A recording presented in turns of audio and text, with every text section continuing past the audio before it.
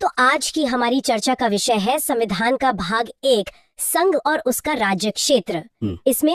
इसमें अनुच्छेद 1 से 4 तक आते हैं। जी बिल्कुल। और इसमें देखिए सबसे जरूरी बात यह है कि संसद को एक विशेष अधिकार है। अच्छा।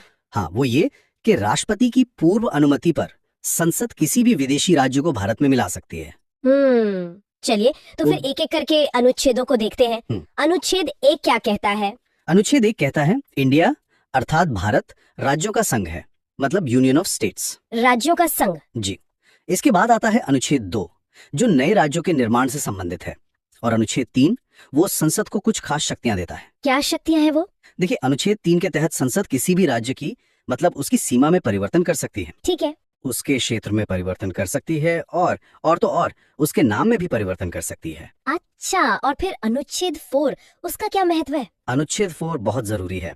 वो ये साफ करता है कि अनुच्छेद 2 और 3 के तहत जो भी संशोधन होगा, हाँ, उसे अनुच्छेद 368 के तहत संविधान संशोधन नहीं माना जाएगा। ये एक बहुत ही महत्वपूर्ण बिंदु है, मतलब इसे साधारण बहुमत से किया जा सकता है। ठीक है, ये तो हुआ भाग 1। अब आगे बढ़ते हैं भाग 2 की ओर, जो नागरिकता यानी सिटीजनशिप से जुड़ा है। जी, इसमें अनुच्छेद 5 से 11 तक आते हैं। तो अनुच्छेद 5 क्या कहता है? अनुच्छेद 5 में संविधान के प्रारंभ से जो नागरिकता दी गई है उसका प्रावधान है। और यहाँ एक बात जानना बहुत जरूरी है। क्या? कि हमारे देश में एकहरी नागरिकता है, सिंगल सिटीजनशिप, और ये हमने ब्रिटेन से लिया है। अच्छा, इसका मतलब हम सिर्फ भारत के नागरिक हैं, किसी राज्य विशेष के नहीं, है ना? एकदम सही। अमेरिका की तरह नहीं, वहाँ तो दोहरी नागरिकता है।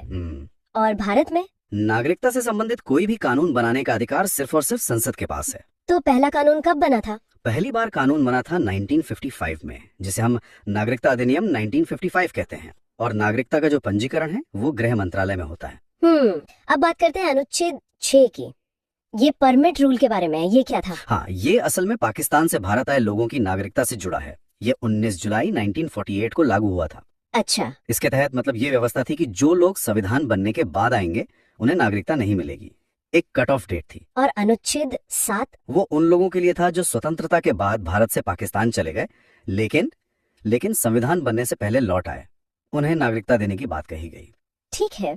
अनुच्छेद 8, 9 और 10 तो काफी सीधे लगते हैं। 8 कहता है कि विदेशी भ्रमण या नौकरी करने पर नागरिकता खत्म नहीं होगी। जी। और अनुच्छेद 9 कहता है कि अगर कोई व्यक्ति स्वेच्छा से किसी विदेशी देश की नागरिकता ले लेता है तो उसकी भारत की नागरिकता समाप्त कर दी जाएगी। मतलब एक समय पर एक ही नागरिकता। बिल्कुल।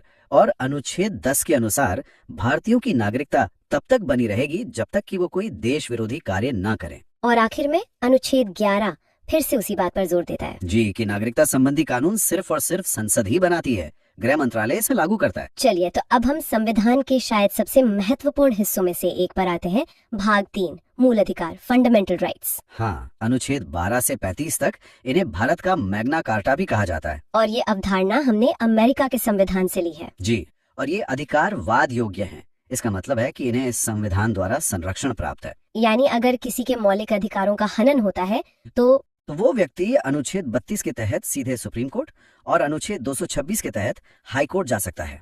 ये बहुत बड़ी शक्ति है। अच्छा, मूल संविधान में तो सुना है 7 मौलिक अधिकार थे, पर अब 6 हैं। ये बदलाव कैसे हुआ? बिल्कुल। संपत्ति का अधिकार जो पहले अनुच्छेद 31 में था, उसे 44 में संविधान संशोधन 1978 के द्वारा हटा दिया गया।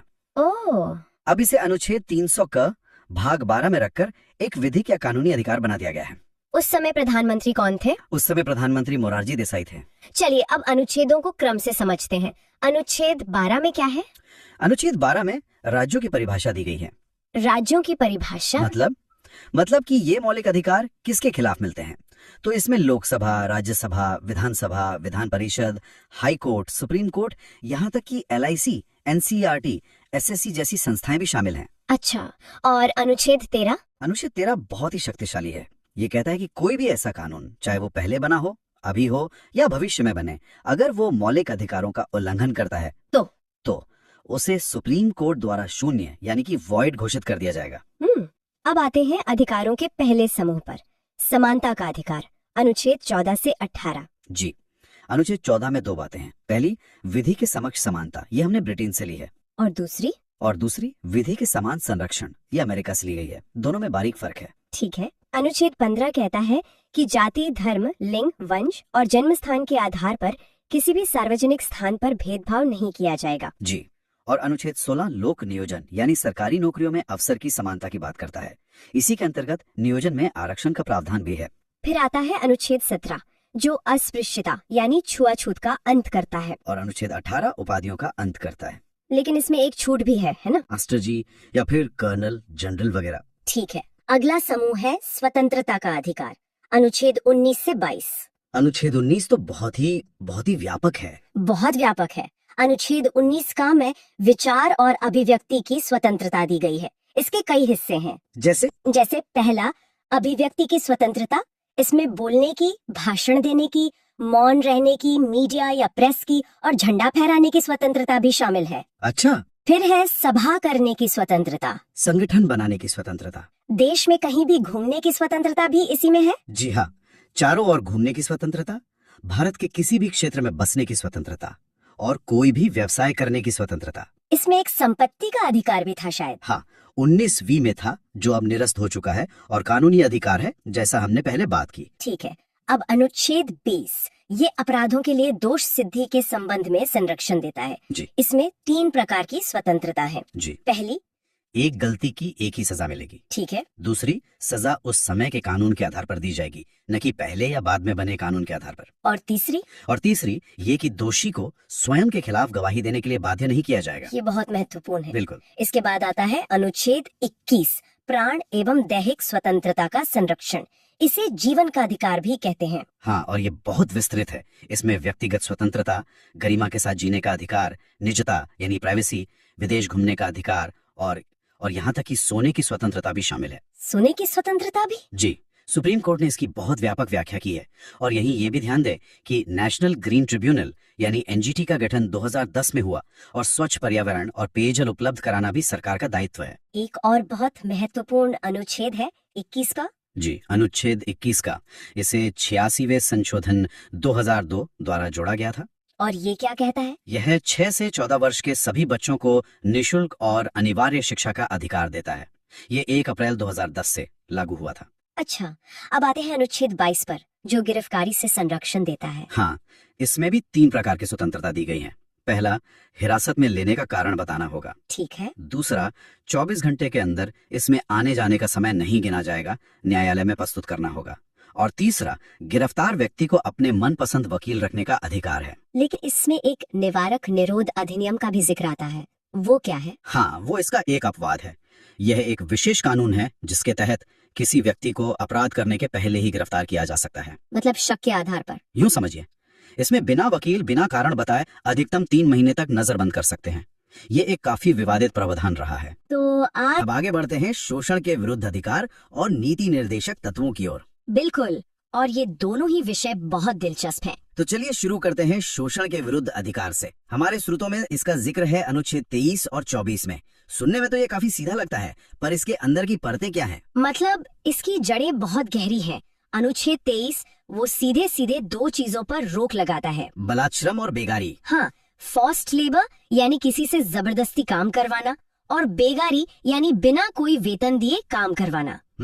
और ये प्रथा मतलब आजादी से पहले तो बहुत ही आम थी, खासकर जमींदारी व्यवस्था में। अच्छा। तो एक तरह से यह अनुच्छेद हर भारतीय को गरिमा के साथ काम करने का अधिकार देता है। और अनुच्छेद 24 वो तो शायद बच्चों पर केंद्रित है ना? बिल्कुल, वो कहता है कि 14 साल से कम उम्र के जो बच्चे हैं उन्हें किसी भी कारखाने या खदान या किसी भी दूसरे खतरनाक काम में नहीं लगाया जा सकता। ये सिर्फ एक नियम नहीं बल्कि भारत के भविष्य को सुरक्षित करने जैसा है। एकदम सही। ये उस सोच को खत्म करता है जहाँ बच्चों के बचपन को काम में झोंक दिया जाता था। ठीक है, तो इसके बाद हमारे स्रोत में ले जाते हैं धार्मिक स्वतंत्रता के अधिकार की ओर, अनुच्छेद 25 से 28 तक। और भारत जैसे विविधता वाले देश के लिए तो ये कह सकते हैं संविधान की बुनियाद का एक मजबूत स्तंभ है। इसमें संतुलन की बात बहुत की जाती है। हाँ, और वो संतुलन बहुत आकर्षक है। देखिए, अनुच्छेद 25 हर एक व्यक्ति को मतलब व्यक्तिगत तौर पर अपने धर्म को मानने की आजादी देता है। मानने, उस पर चलने और उसका प्रचार करने की। ये एक पर्सनल राइट है। और फिर अनुच्छेद 26। फिर आता है अनुच्छेद 26, जो धार्मिक समूहों को जैसे मंदिर, मस्जिद या मठों को सामूहिक रूप से अपने धार्मिक मामलों का प्रबंधन करने का अधिकार देता है। अच्छा, तो एक व्यक्तिगत और दूसरा सामूहिक, दोनों न रखा गया है। और फिर अनुच्छेद 27 और 28, ये दोनों राज्य के धर्मनिरपेक्ष चरित्र को और पक्का करते हैं। कैसे? अनुच्छेद 27 कहता है कि धर्म के लिए जो पैसा मैनेज किया जाता है उस पर कोई टैक्स नहीं लगेगा। हाँ। और अनुच्छेद 28 साफ करता है कि सरकारी स्कूलों में कोई धार्मिक शिक्षा नहीं दी जाएगी। मतलब राज्य और धर्म के बीच एक स्पष्ट रेखा। एकदम। और इसी से जुड़ा हुआ है अल्पसंख्यकों की संस्कृति और शिक्षा का अधिकार, अनुच्छेद 29 और 30। हाँ, ये भारत की खूबसूरती को बचाने का एक कह सकते हैं संवैधानिक कवच है। अनुच्छेद 29 क्या कहता है? वो कहता है कि किसी भी अल्पसंख्यक को उसकी भाषा, लिपि या संस्कृति के आधार पर किसी शिक्षण संस्थान में प्रवेश से नहीं रोका जाएगा। और फिर अनुच्छेद 30 उन्हें अपनी पसंद का शिक्षण संस्थान स्थापित करने का अधिकार देता है। ये तो बहुत बड़ा कदम है विविधता को बनाए रखने के लिए। बिल्कुल, ये एक संदेश है कि भारत में हर संस्कृति का सम्मान है। अब आते हैं एक ऐसे अनुच्छेद पर जो किसी जमाने में काफी चर्चा में था, अनुच्छेद 31, संपत्ति का अधिकार। हाँ, जो अब एक मूल अधिकार नहीं है। यही सवाल है, ये इतना बड़ा बदलाव क्यों और कैसे हुआ? देखिए, ये कोई छोटा मोटा बदलाव नहीं था। इसके पीछे दशकों का एक तरह का संघर्ष था। संघर्ष किसके बीच? सरकार और न्यायपालिका के बीच। आजादी के बाद सरकार जमींदारी उन्मूलन और भूमि सुधार जैसे बड़े सामाजिक बदलाव लाना चाहती थी। ताकि जमीन कुछ लोगों के हाथ से निकलकर आम किसानों तक पहुंचे। बिल्कुल, लेकिन यहाँ सरकार की सामाजिक न्याय की नीति और नागरिकों के संपत्ति के मूल अधिकार के बीच सीधी टक्कर हो रही थी। मतलब सरकार जमीन लेना चाहती थी और लोग कहते थे कि ये हमारा मूल अधिकार है। एकदम सही। कई सालों तक संसद और सुप्रीम कोर्ट में इसी बात पर खींचतान चलती रही। तो फिर समाधान क्या निकला? अंत में 1978 में 44वें संशोधन के जरिए सरकार ने संपत्ति के अधिकार को मूल अधिकारों की सूची से ही हटा दिया। और उसे कहाँ रखा गया? अब ये अनुच्छेद 300 क के तहत सिर्फ एक कानूनी या कहीं विधिक अधिकार है। जिसका मतलब ये है कि सरकार कानून का पालन करके आपकी संपत्ति ले सकती है, मनमाने ढंग से नहीं। बिल्कुल। इस एक बदलाव ने भारत के समाजवादी झुकाव को एक तरह से स्पष्ट कर दिया। वाह, ये तो सिर्फ एक अनुच्छेद का हटना नहीं बल्कि एक पूरी राजनीतिक और सामाजिक कहानी है। सही बात है। अब आते हैं उस अनुच्छेद पर जिसे बाबा साहेब आम्बेडकर ने संविधान की आत्मा कहा था, अनुच्छेद 32। ऐसा क्या है इस अनुच्छेद में? ये बहुत ही महत्वपूर्ण सवाल है। इसे ऐसे समझिए, मान लीजिए आपको बहुत सारे अधिकार दे दिए गए, लेकिन अगर उन अधिकारों के उल्लंघन पर आप कहीं शिकायत ही नहीं कर सकते तो उन अधिकारों का क्या मतलब? वो तो बस कागज पर लिखी अच्छी बातें रह जाएंगी। बिल्कुल, अनुच्छेद 32 इसी समस्या का समाधान है। कैसे? ये खुद एक मूल अधिकार है जो कहता है कि अगर आपके किसी भी मूल अधिकार का हनन होता है तो आप सीधे सुप्रीम कोर्ट जा सकते हैं। अच्छा, सीधे सुप्रीम कोर्ट? हाँ, हाई कोर्ट जाने का विकल्प तो अनुच्छेद 226 के तहत है ही। ये अधिकार बाकी सभी अधिकारों को लागू करने की गारंटी देता है। और इसीलिए अम्बेडकर ने इसे आत्मा कहा। हाँ, क्योंकि इसके बिना संविधान का शरीर कह सकते हैं बेजान होता। तो एक बार जल्दी से मूल अधिकारों के वर्गीकरण को दोहरा लेते हैं जैसा हमारे स्रोत की टेबल में दिया गया है। हाँ जरूर। समानता का अधिकार अनुच्छेद 14 से 18, स्वतंत्रता का अधिकार 19 से 22, शोषण के विरुद्ध अधिकार 23-24, धार्मिक स्वतंत्रता का अधिकार 25 से 28, सही। फिर शिक्षा एवं संस्कृति का अधिकार 29-30 और अंत में संवैधानिक उपचारों का अधिकार अनुच्छेद 32। बिल्कुल, और ये भी याद रखना जरूरी है कि ये अधिकार असीमित नहीं है। मतलब इन पर कुछ सीमाएं भी हैं। हाँ, जैसे अनुच्छेद 33 संसद को राष्ट्रीय सुरक्षा के हित में सेना, मीडिया और गुप्तचरों के मूल अधिकारों को सीमित करने की शक्ति देता है। और अनुच्छेद 34 उसके तहत भारत के किसी भी क्षेत्र में सेना का कानून यानी मार्शल लॉ लागू किया जा सकता है। ठीक है, तो ये था भाग 3। अब हम संविधान के एक बिल्कुल अलग हिस्से की तरफ बढ़ते हैं जहां अधिकार नहीं बल्कि निर्देश है। सही पकड़ा।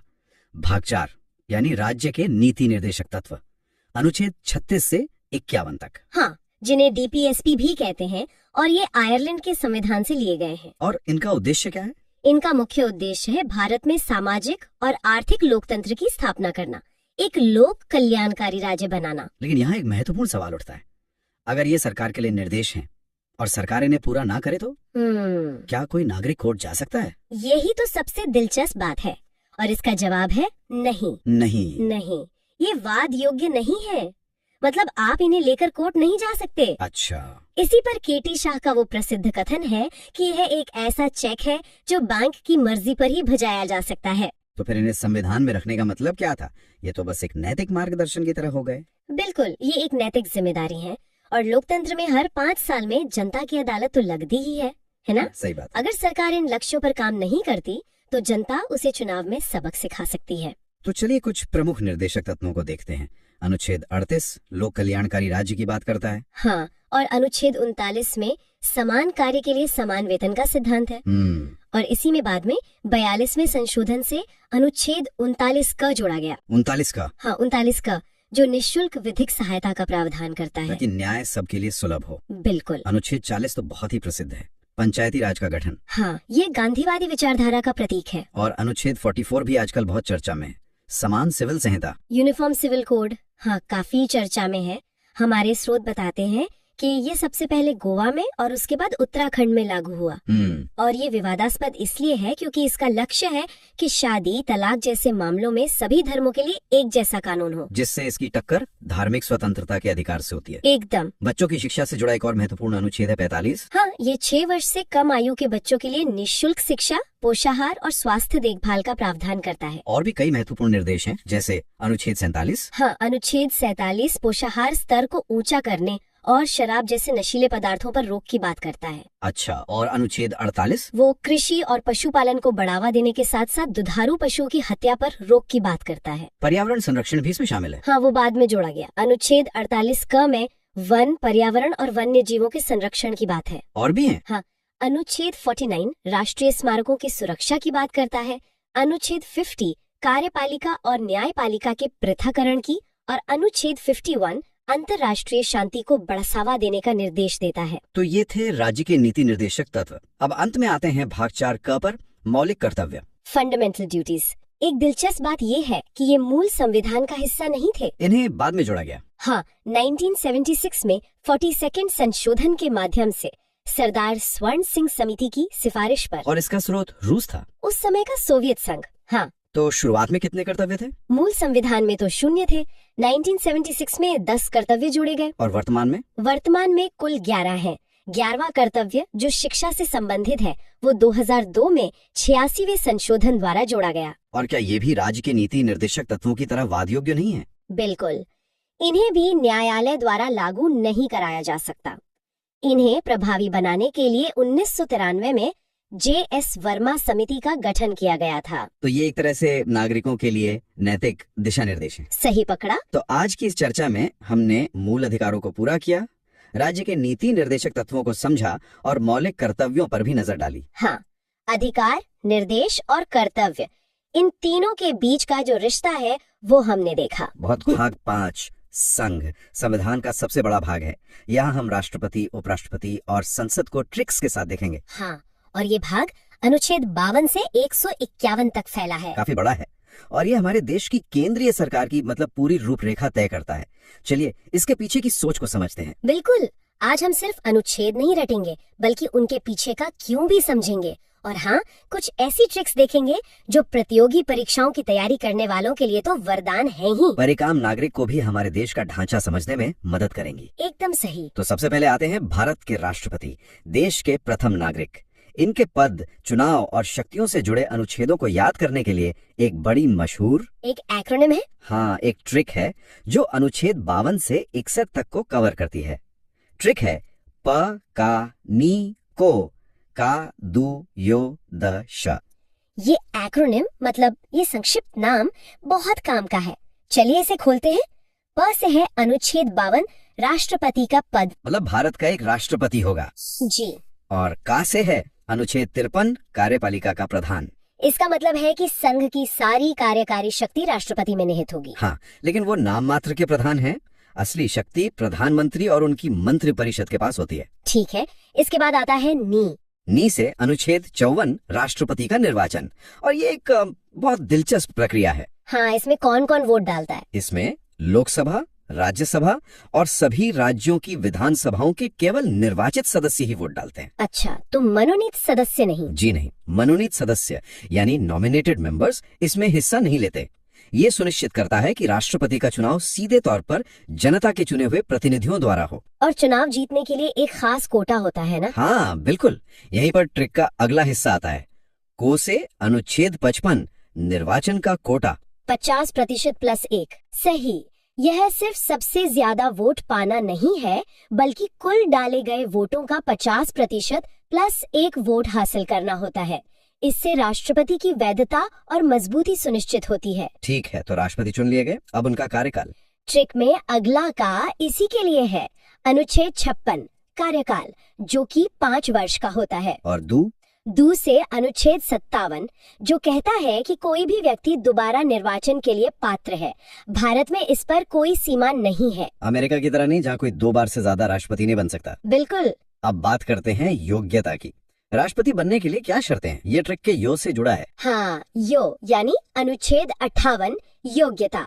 इसमें मुख्य बातें हैं, व्यक्ति भारत का नागरिक हो, 35 वर्ष की आयु पूरी कर चुका हो और लोकसभा का सदस्य बनने की योग्यता रखता हो। और एक और महत्वपूर्ण शर्त है जी, 50 प्रस्तावक और 50 अनुमोदक होने चाहिए।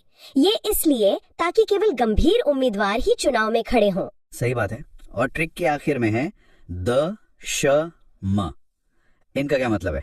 द से है अनुच्छेद 59 दशाएं या शर्तें, जैसे कि वो किसी लाभ के पद पर न हो या पागल या दिवालिया घोषित न हो। और श से अनुच्छेद 60 शपथ, जो उन्हें भारत के मुख्य न्यायाधीश यानी चीफ जस्टिस ऑफ इंडिया दिलवाते हैं।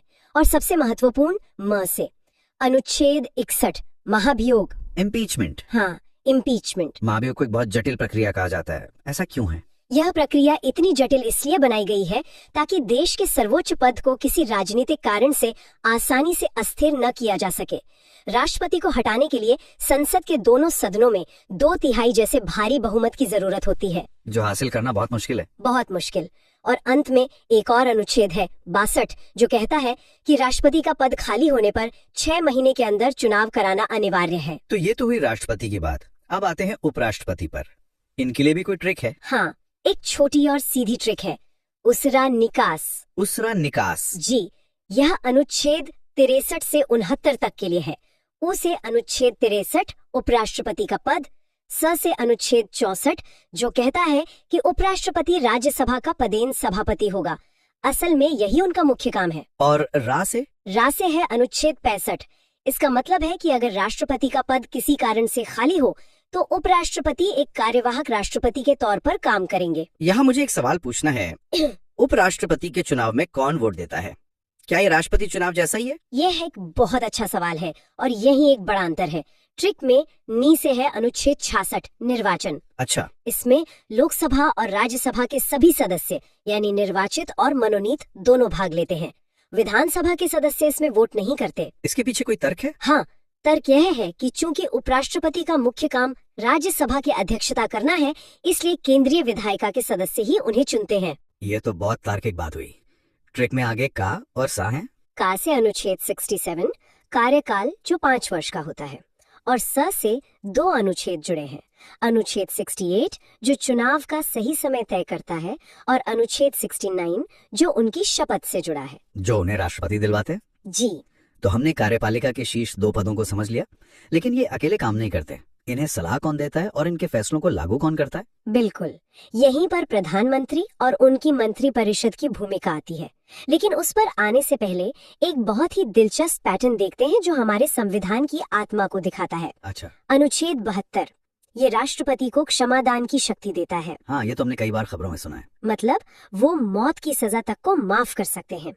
ये एक बहुत बड़ी न्यायिक शक्ति है। बिल्कुल। अब देखिए जादू, अगर हम अनुच्छेद 72 में 89 जोड़ दें तो क्या मिलेगा? 72 में 89, 72 प्लस 89 बराबर 161। 161। अनुच्छेद 161 में ठीक यही क्षमादान की शक्ति राज्य के राज्यपाल को दी गई है। अरे वाह, तो ये पैटर्न एक तरह का संवैधानिक खाका है। मतलब एक बार केंद्र का स्ट्रक्चर समझ लिया तो राज्य का अपने आप साफ हो जाता है। आपने बिल्कुल सही पकड़ा। ये सिर्फ एक ट्रिक नहीं बल्कि संविधान बनाने वालों की सोच है। जी, वे केंद्र और राज्य में एक जैसी सुसंगत शासन प्रणाली चाहते थे। ये हमारे संघीय ढांचे की नींव है जिसे हम इस बातचीत में बार बार देखेंगे। जैसे अनुच्छेद 74 कहता है कि राष्ट्रपति को सलाह देने के लिए एक मंत्री परिषद होगी जिसके मुखिया प्राइम मिनिस्टर होंगे। अब आप अंदाजा लगाइए। ठीक है, तो अनुच्छेद 74 अगर मैं इसमें 89 जोड़ूं, 74 प्लस 89 बराबर 163। तो अनुच्छेद 163 में राज्यों के लिए ऐसा ही कुछ होगा। एकदम सही। अनुच्छेद 163 में राज्यपाल को सलाह देने के लिए राज्य की मंत्री परिषद का प्रावधान है। यही पैटर्न अनुच्छेद 75 पर भी लागू होता है। मंत्रियों की नियुक्ति से जुड़ा। हाँ। 75 प्लस 89 बराबर 164, जो राज्यपाल द्वारा राज्य के मंत्रियों की नियुक्ति की बात करता है। कमाल है। इसी कड़ी में एक और महत्वपूर्ण पद आता है महान्यायवादी यानी अटॉर्नी जनरल का। हाँ, अनुच्छेद 76। ये देश के सबसे बड़े कानून अधिकारी होते हैं जो सरकार को कानूनी मामलों पर सलाह देते हैं। इनकी नियुक्ति राष्ट्रपति करते हैं। जी, और ये राष्ट्रपति के प्रसाद पर्यंत ही अपने पद पर रहते हैं। मतलब इनका कोई निश्चित कार्यकाल नहीं होता। मैंने सुना है कि इनके पास एक अनोखी शक्ति होती है, वो संसद का हिस्सा न होते हुए भी वहाँ की कार्यवाही में भाग ले सकते हैं। ये बात अनुच्छेद 88 में कही गई है। ये थोड़ा अजीब है ना? अजीब लगता है, लेकिन इसका उद्देश्य ये है कि जब भी संसद में किसी कानूनी या तकनीकी बिल पर चर्चा हो तो सरकार का पक्ष रखने के लिए देश का सबसे बड़ा कानूनी दिमाग वहाँ मौजूद हो। मतलब वे बोल सकते हैं, बहस में हिस्सा ले सकते हैं। जी, लेकिन वोट नहीं कर सकते क्योंकि वे जनता के चुने हुए प्रतिनिधि नहीं हैं। और मैं शर्त लगा सकता हूँ कि यहाँ भी प्लस 89 वाला पैटर्न काम करता होगा। आपकी शर्त आप जीत गए। 76 प्लस 89 बराबर 165। 165। अनुच्छेद 165 में राज्य के महाधिवक्ता यानी एडवोकेट जनरल का प्रावधान है। वही भूमिका, वही शक्तियाँ, बस राज्य के स्तर पर। तो अब तक हमने कार्यपालिका को समझा, अब आते हैं विधायिका पर, यानी हमारी संसद, जहाँ देश के कानून बनते हैं। संसद के लिए भी एक बहुत सरल और प्रसिद्ध ट्रिक है, सरला। सरला? हाँ, ये अनुच्छेद 79, 80 और 81 के लिए है। स से अनुच्छेद 79 संसद, जो राष्ट्रपति, राज्यसभा और लोकसभा से मिलकर बनती है। रे से राज्यसभा। अनुच्छेद 80 राज्यसभा, हमारा उच्च सदन। और ला से अनुच्छेद 81 लोकसभा यानी निम्न सदन। और मुझे लगता है कि केंद्र और राज्य की समानता वाला पैटर्न यहाँ भी लागू होता होगा। बिल्कुल, आप कोशिश कीजिए। अनुच्छेद 79 में 89 जोड़कर देखिए। ठीक है, 79 प्लस 89 बराबर 168। ये राज्य के विधानमंडल का अनुच्छेद होगा। सही। और अनुच्छेद 80 यानी राज्यसभा में 89 जोड़ें तो 80 प्लस 89 बराबर 169। ये विधान परिषद के बारे में होगा शायद। बहुत बढ़िया। और आखिरी अनुच्छेद 81 लोकसभा में 89 जोड़ने पर मिलता है 81 प्लस 89 बराबर 170, जो विधानसभा के गठन की बात करता है। जी, ये पैटर्न कितना सुंदर और तार्किक है। तो संसद बन गई। अब ये काम कैसे करती है? सत्र कौन बुलाता है? ये शक्ति अनुच्छेद 85 के तहत राष्ट्रपति के पास है। वही संसद का सत्र बुलाते हैं, सत्रावसान करते हैं और प्रधानमंत्री की सलाह पर लोकसभा को भंग भी कर सकते हैं। लेकिन सदन की कार्यवाही शुरू करने के लिए एक न्यूनतम उपस्थिति जरूरी है। हाँ, जिसे कोरम कहते हैं। कोरम, सही। अनुच्छेद 100 में गणपूर्ति या कोरम का जिक्र है। ये वैसा ही है जैसे किसी क्लास को शुरू करने के लिए कम से कम कुछ छात्रों का होना जरूरी है, ताकि कुछ गिने चुने सदस्य ही मिलकर देश के लिए कोई बड़ा फैसला ना ले लें। बिल्कुल। ये संख्या कुल सदस्यों का 110 होती है। मतलब लोकसभा के लिए लगभग 55 और राज्यसभा के लिए 25 सदस्य। ठीक है, तो संसद का सत्र शुरू हो गया, कोरम भी पूरा है। अब कानून कैसे बनता है? मान लीजिए किसी बिल पर लोकसभा और राज्यसभा में सहमति नहीं बन पा रही, तब क्या होता है? ऐसी स्थिति के लिए संविधान में एक रास्ता है, अनुच्छेद 108 संयुक्त अधिवेशन, जॉइंट सेशन। जी, राष्ट्रपति दोनों सदनों की एक साथ बैठक बुलाते हैं जिसकी अध्यक्षता लोकसभा के स्पीकर करते हैं। क्योंकि लोकसभा में सदस्य संख्या ज्यादा है तो आमतौर पर फैसला उसी के पक्ष में जाता है। सही। और मैंने धन विधेयक यानी मनी बिल के बारे में भी सुना है, जिसे लेकर राज्यसभा की शक्तियां बहुत सीमित है। हाँ, अनुच्छेद 110 धन विधेयक को परिभाषित करता है। ये सरकार के खर्चों और टैक्स से जुड़ा होता है। इसे केवल लोकसभा में ही पेश किया जा सकता है। और राज्यसभा इसे सिर्फ 14 दिनों तक रोक सकती है। पास हो जाता है तो वो राष्ट्रपति के पास जाता है। उनके पास क्या विकल्प होता है? अनुच्छेद 111 राष्ट्रपति को किसी विधेयक पर अनुमति देने की शक्ति देता है, जिसे हम वीटो पावर भी कहते हैं। वे बिल को मंजूरी दे सकते हैं, उसे रोक सकते हैं या फिर पुनर्विचार के लिए संसद को वापस भेज सकते हैं। और यहाँ भी हमारा प्लस 89 का नियम काम करता है। 111 प्लस 89 बराबर 200। अनुच्छेद 200 राज्यपाल को राज्य के विधेयकों पर अनुमति देने की शक्ति देता है। अब बात करते हैं बजट की। मजेदार बात यह है कि हमारे संविधान में बजट शब्द है ही नहीं। ये सच है। अनुच्छेद 112 में इसे वार्षिक वित्तीय विवरण या एनुअल फाइनेंशियल स्टेटमेंट कहा गया है। ये सरकार की साल भर की आमदनी और खर्चों का लेखा जोखा होता है। यहाँ पैटर्न में कोई बदलाव है? हाँ, एक छोटा सा बदलाव है।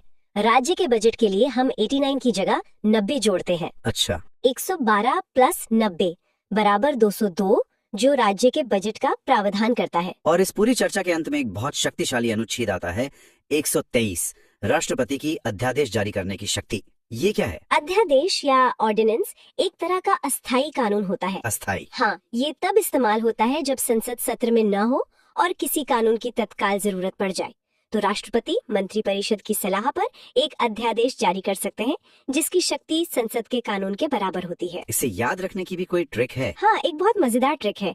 अनुच्छेद है 123। अगर हम इसके अंकों की जगह बदल दें, मतलब 2 को पहले ले आए, तो ये बन जाता है 213। और अनुच्छेद 213 में राज्यपाल की अध्यादेश जारी करने की शक्ति है। तो हमने भाग 5 के एक बड़े हिस्से को कवर किया, राष्ट्रपति से लेकर संसद की शक्तियों तक, और इन आसान ट्रिक्स और पैटर्न के साथ जो इन्हें समझने में वाकई मदद करते हैं। हम देखेंगे सुप्रीम कोर्ट, सीएजी और फिर चलेंगे राज्यों की तरफ। यहाँ राज्यपाल और हाई कोर्ट के लिए बहुत शानदार ट्रिक्स हैं। चलिए तो इस चर्चा को शुरू करते हैं। हम सबसे पहले देश की सर्वोच्च न्यायपालिका यानी कि सुप्रीम कोर्ट, उससे जुड़े महत्वपूर्ण अनुच्छेदों को समझेंगे।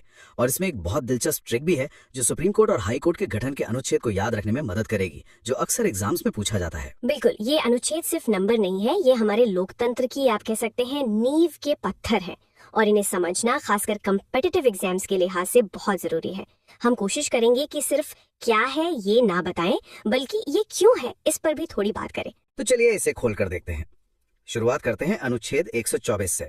ये सुप्रीम कोर्ट की स्थापना और गठन के बारे में है। एक तरह से ये सुप्रीम कोर्ट का जन्म प्रमाण पत्र है, और यहीं पर वो ट्रिक आती है जिसकी मैं बात कर रहा था। देखिए, अनुच्छेद है 124। अगर हम इसके अंकों को थोड़ा फेरबदल करें तो 124 से बनता है 214, और अनुच्छेद 214 राज्यों के लिए हाई कोर्ट के गठन से संबंधित है। मतलब एक अनुच्छेद याद किया तो दूसरा मुफ्त में याद हो गया। ये तो याद रखने का एक बहुत ही शानदार तरीका है, और ये दिखाता है कि संविधान बनाने वालों ने भी एक तार्किक संरचना का पालन किया है। केंद्र और राज्य की संस्थाओं में अक्सर ऐसी समानताएं देखने को मिल ही जाती हैं। अच्छा, स्थापना के बाद आता है अनुच्छेद 125, जिसमें जजों के वेतन के बारे में बताया गया है। ये सुनने में तो बड़ा सीधा साधा लगता है, पर क्या इसके पीछे भी कोई गहरा मतलब है? मतलब सिर्फ एक तथ्य के तौर पर याद रखना काफी है, या इसमें कोई कॉन्सेप्ट छुपा है? ये बहुत अच्छा सवाल है। ये सिर्फ सैलरी की बात नहीं है, ये असल में न्यायपालिका की स्वतंत्रता की गारंटी है। अच्छा। असल बात यह है कि जजों का वेतन भारत की संचित निधि या कंसोलिडेटेड फंड ऑफ इंडिया पर चार्ज्ड होता है। इसका मतलब है कि संसद इस पर बहस तो कर सकती है, लेकिन इसे कम करने के लिए वोट नहीं कर सकती। ये एक तरह की वित्तीय सुरक्षा है, ताकि कोई भी सरकार किसी फैसले से नाराज होकर जजों का वेतन काटने की धमकी ना दे सके। अरे वाह, मतलब ये एक फायरवॉल की तरह काम करता है। ये तो सच में एक बहुत महत्वपूर्ण इंसाइट है। अब अगले 2 अनुच्छेद हैं 126 और 127, जो कार्यकारी मुख्य न्यायाधीश और एडॉक न्यायाधीशों की नियुक्ति से जुड़े हैं। ये तो मतलब प्रक्रियात्मक लगते हैं। हाँ, ये ऑपरेशनल अनुच्छेद है। एडहॉक यानी तदर्थ न्यायाधीशों की नियुक्ति तब की जाती है जब सुप्रीम कोर्ट में किसी केस को सुनने के लिए जजों का कोरम पूरा नहीं हो रहा हो। ये बस ये सुनिश्चित करता है कि न्याय का काम रुके नहीं। चलिए अब एक असली पावर हाउस अनुच्छेद पर आते हैं। अनुच्छेद 129। हाँ, अनुच्छेद 129 जो कहता है कि सुप्रीम कोर्ट एक अभिलेख न्यायालय यानी कोर्ट ऑफ रिकॉर्ड होगा। ये सुनने में बहुत टेक्निकल लगता है, इसका आम भाषा में क्या मतलब है? इसे एक मिसाल से समझते हैं। मान लीजिए भी सुप्रीम कोर्ट ने किसी एक केस में कोई फैसला दिया, तो वो फैसला सिर्फ उस केस के लिए नहीं है, वो पूरे देश के लिए एक नजीर या प्रेसिडेंट बन जाता है। मतलब देश की बाकी सभी अदालतें, हाई कोर्ट, डिस्ट्रिक्ट कोर्ट, भविष्य में वैसे ही मामलों में उसी फैसले को मानने के लिए बाध्य हैं। वो उस फैसले को एक नियम की किताब की तरह इस्तेमाल करते हैं। कोर्ट ऑफ रिकॉर्ड होने का यही सबसे बड़ा मतलब है। यानी सुप्रीम कोर्ट सिर्फ केस नहीं सुलझाता, वो कानून को स्थापित भी करता है। और इसी अनुच्छेद से कोर्ट को अपनी अवमानना यानी कंटेम्प्ट ऑफ कोर्ट के लिए सजा देने की शक्ति भी मिलती है ना? बिल्कुल। अगर कोई कोर्ट के फैसले की जानबूझकर अवहेलना करता है तो कोर्ट उसे सजा दे सकता है। यह शक्ति कोर्ट की गरिमा और उसके फैसलों का सम्मान सुनिश्चित करने के लिए जरूरी है। इसके बाद कुछ और प्रमुख अनुच्छेद हैं, जैसे अनुच्छेद 130 जो सुप्रीम कोर्ट के स्थान, जो आमतौर पर दिल्ली है, उसकी बात करता है, और अनुच्छेद 131 जो इसकी प्रारंभिक या मूल अधिकारिता के बारे में है। ये मूल अधिकारिता क्या है? ओरिजिनल जुरिस्डिक्शन या मूल अधिकारिता का मतलब है कि कुछ खास तरह के मामले ऐसे होते हैं जिनकी सुनवाई सीधे सुप्रीम कोर्ट में ही शुरू हो सकती है, किसी निचली अदालत में नहीं। जैसे केंद्र सरकार और एक या एक से ज्यादा राज्यों के बीच कोई विवाद हो, या फिर 2 या 2 से ज्यादा राज्यों के बीच आपस में कोई टकराव हो। ये मामले इतने बड़े और संवेदनशील होते हैं कि उन्हें सुलझाने का अधिकार सिर्फ देश की सर्वोच्च अदालत को ही दिया गया है। समझ गया। अब आते हैं संविधान के एक और बेहद शक्तिशाली प्रावधान पर, अनुच्छेद 137, न्यायिक पुनरावलोकन यानी जुडिशियल रिव्यू की शक्ति। ये तो लोकतंत्र का सेफ्टी वाल्व है। Safety valve? हाँ, जुडिशियल रिव्यू का मतलब है कि सुप्रीम कोर्ट संसद द्वारा बनाए गए किसी भी कानून या सरकार द्वारा जारी किए गए किसी भी आदेश की समीक्षा कर सकता है, और अगर कोर्ट को लगता है कि वो कानून या आदेश संविधान के किसी प्रावधान का उल्लंघन कर रहा है तो वो उसे असंवैधानिक घोषित करके रद्द कर सकता है। ये शक्ति सुनिश्चित करती है कि विधायिका और कार्यपालिका अपनी सीमाओं में रहें। और अनुच्छेद 139 भी रिट निकालने की शक्ति से ही जुड़ा है। हाँ, लेकिन इसमें एक न्यूआंस है। अनुच्छेद 32 के तहत सुप्रीम कोर्ट सिर्फ मौलिक अधिकारों के हनन पर रिट जारी कर सकता है, लेकिन अनुच्छेद 139 संसद को ये शक्ति देता है कि वो कानून बनाकर सुप्रीम कोर्ट को मौलिक अधिकारों के अलावा अन्य मामलों में भी रिट जारी करने का अधिकार दे सके। अच्छा, और आखिर में सुप्रीम कोर्ट से जुड़े 2 और अनुच्छेद जो हमेशा याद रखने चाहिए। एक तो है अनुच्छेद 141 जो कहता है कि सुप्रीम कोर्ट का कानून देश की सभी अदालतों पर बाध्यकारी है, और दूसरा अनुच्छेद 143 जिसके तहत राष्ट्रपति सुप्रीम कोर्ट से सलाह ले सकते हैं। इस पर अक्सर सवाल बनता है कि क्या ये सलाह राष्ट्रपति के लिए मानना जरूरी है? नहीं, बिल्कुल नहीं। राष्ट्रपति सलाह मांग तो सकते हैं, लेकिन उस सलाह को मानने के लिए वो बाध्य नहीं है, और इसी तरह सुप्रीम कोर्ट भी सलाह देने के लिए बाध्य नहीं है। हालांकि आमतौर पर वो सलाह देता है, ये एक सलाहकारी अधिकारिता है, बाध्यकारी नहीं। तो ये थी सुप्रीम कोर्ट की कहानी, जो सिर्फ एक अदालत नहीं बल्कि संविधान की संरक्षक है। अब उस संस्था की ओर बढ़ते हैं जो देश के खजाने के संरक्षक है। मेरा मतलब है कंट्रोलर एंड ऑडिटर जनरल, यानी भारत का नियंत्रक एवं महालेखा परीक्षक। जी, कंट्रोलर एंड ऑडिटर जनरल को पब्लिक पर्स का वॉचडॉग भी कहा जाता है। इनका काम ये देखना है कि सरकार ने जो पैसा संसद से मंजूर करवाया वो सही तरीके से सही जगह पर खर्च हुआ भी या नहीं। इससे जुड़े 3 प्रमुख अनुच्छेद हैं। अनुच्छेद 148 में कंट्रोलर एंड ऑडिटर जनरल के पद की बात की गई है, और अनुच्छेद 149 उनकी शक्तियों और कर्तव्यों को बताता है। इनकी सबसे बड़ी शक्ति क्या है? इनकी सबसे बड़ी शक्ति है इनका दायरा। कंट्रोलर एंड ऑडिटर जनरल सिर्फ केंद्र सरकार ही नहीं बल्कि सभी राज्य सरकारों और सरकारी कंपनियों के खातों की भी जांच करता है। ये एक बहुत बड़ी जिम्मेदारी है, और इस काम को बिना किसी डर या दबाव के करने के लिए उन्हें कार्यकाल की सुरक्षा दी गई है। उन्हें हटाना उतना ही मुश्किल है जितना सुप्रीम कोर्ट के जज को हटाना। तो ये अपनी रिपोर्ट कैसे देते हैं? अनुच्छेद 151 इसी बारे में है ना? जी। अनुच्छेद 151 के अनुसार कंट्रोलर एंड ऑडिटर जनरल केंद्र सरकार से जुड़ी अपने ऑडिट रिपोर्ट राष्ट्रपति को सौंपते हैं, और राष्ट्रपति उसे संसद के दोनों सदनों के पटल पर रखवाते हैं। इसी तरह राज्यों से जुड़ी रिपोर्ट उस राज्य के राज्यपाल को दी जाती है, जो उसे राज्य विधानमंडल में रखवाते हैं। और यहीं से असली कहानी शुरू होती है। हम अक्सर अखबारों में पढ़ते हैं कि कंट्रोलर एंड ऑडिटर जनरल की रिपोर्ट से कोई घोटाला सामने आया और संसद में हंगामा हो गया। तो क्या कंट्रोलर एंड ऑडिटर जनरल किसी को सजा दे सकता है? नहीं, कंट्रोलर एंड ऑडिटर जनरल का काम सजा देना नहीं है। वो एक ऑडिटर है, प्रोसिक्यूटर नहीं। लेकिन उनकी रिपोर्ट बहुत शक्तिशाली होती है। जब वो रिपोर्ट संसद की पब्लिक अकाउंट्स कमेटी यानी लोक लेखा समिति के पास जाती है तो वो सरकारी अधिकारियों से सवाल जवाब करती है, मीडिया में बहस होती है और सरकार पर राजनीतिक दबाव बनता है। तो कंट्रोलर एंड ऑडिटर जनरल की असली ताकत उनकी रिपोर्ट की प्रामाणिकता और उसके द्वारा पैदा की जाने वाली जवाबदेही में है। बहुत बढ़िया। तो केंद्र की इन 2 बड़ी संस्थाओं के बाद अब हम संविधान के भाग 6 में प्रवेश करते हैं जो राज्यों से संबंधित है। यह अनुच्छेद 152 से 237 तक फैला है। अनुच्छेद 152 में राज्य की परिभाषा दी गई है, और अब आता है वो हिस्सा जहां एक शानदार ट्रिक हमारा काम आसान कर देगी। ये राज्यपाल से संबंधित अनुच्छेदों के लिए है, 153 से 159 तक। ये ट्रिक कॉम्पिटिटिव एग्जाम की तैयारी करने वालों के बीच बहुत लोकप्रिय है। ट्रिक है रकानिका यस। मैं इसे बहुत धीरे और स्पष्ट रूप से बोलता हूँ, रा का नी का य स। चलिए अब इस कोड को डिकोड करते हैं। अनुच्छेद 153 में रा से है राज्यपाल का पद। अनुच्छेद 154 में का से है कार्यपालिका शक्ति। इसका मतलब है कि राज्य की सारी एग्जीक्यूटिव पावर राज्यपाल में निहित होगी। बिल्कुल, लेकिन यहाँ एक लेकिन है। राज्यपाल राज्य का नाम मात्र यानी नॉमिनल हेड होता है। वास्तविक शक्तियां तो मुख्यमंत्री की अध्यक्षता वाली मंत्री परिषद के पास होती हैं, ठीक वैसे ही जैसे केंद्र में राष्ट्रपति और प्रधानमंत्री के बीच होता है। 56 में अगले का से है कार्यकाल, जो टेक्निकली राष्ट्रपति के प्रसाद पर्यंत यानी प्लेजर ऑफ द प्रेसिडेंट होता है। फिर अनुच्छेद 157 में य से है योग्यता और अनुच्छेद 158 में स से है सेवा की शर्तें। ये ट्रिक तो बिल्कुल सटीक बैठती है। और इस क्रम के ठीक बाद आता है अनुच्छेद 159, जो शपथ या ओथ से संबंधित है। राज्यपाल को शपथ उस राज्य के हाई कोर्ट के मुख्य न्यायाधीश दिलाते हैं। तो रकानी का यस और उसके ठीक बाद शपथ, ये पूरा क्रम याद रखने में बहुत मदद करता है। बिल्कुल। अब राज्यपाल से जुड़े कुछ और महत्वपूर्ण अनुच्छेद देखते हैं। अनुच्छेद 161 में राज्यपाल की क्षमादान शक्ति है। ये राष्ट्रपति की क्षमादान शक्ति से कैसे अलग है? मुख्य अंतर ये है कि राज्यपाल मृत्यु दंड यानी डेथ सेंटेंस को पूरी तरह माफ नहीं कर सकता। वो उसे सस्पेंड या कम्यूट कर सकता है, लेकिन पार्डन नहीं कर सकता। ये शक्ति सिर्फ राष्ट्रपति के पास है। अच्छा, अब राज्य की कार्यपालिका में आगे बढ़ते हैं। अनुच्छेद 163 में मंत्री परिषद है, जिसके प्रमुख चीफ मिनिस्टर होते हैं। अनुच्छेद 164 कहता है कि चीफ मिनिस्टर की नियुक्ति राज्यपाल करेंगे। और फिर है अनुच्छेद 165, महाधिवक्ता यानी एडवोकेट जनरल। एडवोकेट जनरल राज्य सरकार का सर्वोच्च विधि अधिकारी होता है, ठीक उसी तरह जैसे अटॉर्नी जनरल केंद्र सरकार का होता है। इनका काम राज्य सरकार को कानूनी सलाह देना और कोर्ट में उनका पक्ष रखना है। चलिए, अब राज्य की विधायिका की बात करते हैं। अनुच्छेद 168 में विधानमंडल का प्रावधान है।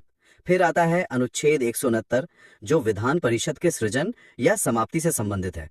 ये प्रक्रिया काफी दिलचस्प है। हाँ, ये बहुत यूनिक है। किसी राज्य में विधान परिषद बनानी है या खत्म करनी है, इसका प्रस्ताव पहले उस राज्य की विधानसभा को विशेष बहुमत से पारित करना होता है। फिर वो प्रस्ताव संसद के पास जाता है और अगर संसद उसे साधारण बहुमत से पास कर दे, तब जाकर विधान परिषद बनती या खत्म होती है। तो अंतिम शक्ति संसद के हाथ में है। इसके बाद अनुच्छेद 170 विधानसभा की संरचना और 171 विधान परिषद की संरचना के बारे में है। और आगे बढ़े तो अनुच्छेद 178 विधानसभा के अध्यक्ष और उपाध्यक्ष की बात करता है और 182 विधान परिषद के सभापति और उपसभापति की। और राज्य स्तर पर दो और अनुच्छेद जो सीधे राष्ट्रपति और संसद वाले अनुच्छेदों से जुड़े हैं। एक है अनुच्छेद 202 राज्य का वार्षिक बजट और दूसरा है अनुच्छेद 213 राज्यपाल की अध्यादेश यानी ऑर्डिनेंस जारी करने की शक्ति। यहाँ भी एक पैटर्न है। राष्ट्रपति की अध्यादेश शक्ति अनुच्छेद 123 में है और राज्यपाल की 213 में। देखिए, 1 2 3 से बनता है 2 1 3, अंकों का वही खेल। ये छोटी छोटी ट्रिक्स कॉन्सेप्ट्स को जोड़ने में बहुत मदद करती हैं। ये तो कमाल का कनेक्शन है। और अब आते हैं राज्य की न्यायपालिका पर। सबसे पहले अनुच्छेद 214 जो कहता है कि राज्यों के लिए हाई कोर्ट का गठन होगा। याद है हमारी पहली ट्रिक 124 से 214। जी बिल्कुल। फिर आता है अनुच्छेद 226 जिसके तहत हाई कोर्ट रिट जारी कर सकता है। ये नागरिकों के मौलिक अधिकारों की रक्षा के लिए एक बहुत शक्तिशाली उपकरण है। और अंत में अनुच्छेद 233 जो जिला कोर्ट यानी डिस्ट्रिक्ट कोर्ट की स्थापना से संबंधित है। यहाँ एक बात अक्सर पूछी जाती है कि सुप्रीम कोर्ट यानी अनुच्छेद 32 और हाई कोर्ट अनुच्छेद 226 इनकी रिट शक्तियों में क्या फर्क है? तो बात यह है कि मौलिक अधिकारों के मामले में दोनों रिट जारी कर सकते हैं, लेकिन हाई कोर्ट का रिट क्षेत्राधिकार कुछ मामलों में सुप्रीम कोर्ट से भी व्यापक है। वो मौलिक अधिकारों के अलावा अन्य कानूनी अधिकारों अदर लीगल राइट्स के हनन पर भी रिट जारी कर सकता है। तो शुरू करते हैं भाग 7 से, जो एक तरह की ऐतिहासिक पहेली है। ये अब संविधान का हिस्सा ही नहीं है। सही कहा। भाग 7 जिसमें सिर्फ एक अनुच्छेद था 238, उसे 1956 में 7वें संविधान संशोधन के जरिए हटा दिया गया। देखिए, आजादी के बाद भारत में राज्यों की अलग अलग श्रेणियां थीं। लिस्ट ए में वो राज्य थे जो सीधे ब्रिटिश गवर्नर के अधीन थे, फिर रियासतें थी और इसी तरह के दूसरे वर्गीकरण थे। अच्छा, तो 1956 के राज्य पुनर्गठन कानून ने इन सब को खत्म करके एक जैसे राज्य और केंद्र शासित प्रदेश बना दिए। इसलिए इस पुराने वर्गीकरण वाले भाग 7 की जरूरत ही नहीं रही। मतलब ये संविधान का एक ऐसा पन्ना है जिसे समय के साथ बदल दिया गया। इसके ठीक बाद आता है भाग 8 जो यूनियन टेरिटरी यानी केंद्र शासित प्रदेशों से जुड़ा है। हाँ, इसके अनुच्छेद 239 से 242 तक है। ये अनुच्छेद इन प्रदेशों के प्रशासन की पूरी रूपरेखा तैयार करते हैं कि उनका शासन राष्ट्रपति द्वारा नियुक्त प्रशासक के जरिए कैसे चलेगा और संसद उनके लिए कानून कैसे बना सकती है। ए और 9B इन्हें स्थानीय स्वशासन की नींव कहा जाता है। ये सिर्फ एक कानूनी बदलाव नहीं था, ये सत्ता के विकेंद्रीकरण का एक बहुत बड़ा प्रयोग था। सोचिए, इससे पहले दिल्ली या राज्यों की राजधानियों में बैठे लोग गांव की सड़क के नाली के लिए फैसले लेते थे। जी। इन संशोधनों ने फैसला लेने की ताकत सीधे गांव और शहर के लोगों के हाथ में दे दी। तो सबसे पहले भाग 9 की बात करते हैं, जो जी। पंचायतों से जुड़ा है। जी, भाग 9 को 73वें संविधान संशोधन 1993 द्वारा जोड़ा गया। इसमें अनुच्छेद 243A से लेकर 243O तक शामिल हैं। ये ग्रामीण भारत में त्रिस्तरीय पंचायती राज व्यवस्था की स्थापना करता है, यानी ग्राम स्तर पर ग्राम पंचायत, ब्लॉक स्तर पर पंचायत समिति और जिला स्तर पर जिला परिषद। इसने न केवल स्थानीय शासन को संवैधानिक दर्जा दिया, बल्कि महिलाओं और SC/ST समुदायों के लिए आरक्षण सुनिश्चित करके सामाजिक न्याय की दिशा में भी एक बड़ा कदम उठाया। और फिर शहरों के लिए भी इसी तर्ज पर एक व्यवस्था बनाई गई।